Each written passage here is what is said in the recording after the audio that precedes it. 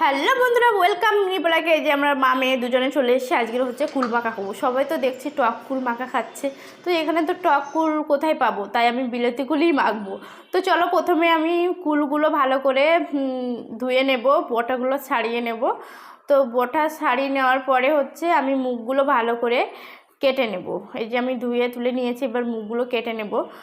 তো টক কুল মাখা তো সবাই ভালোবাসে, আমিও খুব ভালোবাসি। তো এখানে তো পাওয়া যায় না, ওই জন্য আমি মিষ্টি কুলেই মাখবো, দেখি কীরকম লাগে।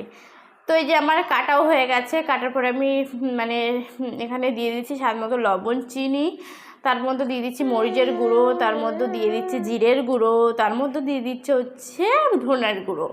তো এটা দিয়ে ভালো করে আমি মাখিয়ে 15-20 মিনিট রেখে দিয়েছিলাম, তারপর খেয়েছি। সত্যি বলতে এটা দারুণ লেগেছিলো, সত্যি বিশ্বাস করো, দারুণ লেগেছে খেতে। আর তোমাদের এই মিনি ব্লগটা কেমন লেগেছে অবশ্যই কমেন্টে জানাবে। দেখা হচ্ছে নেক্সট ভিডিওতে।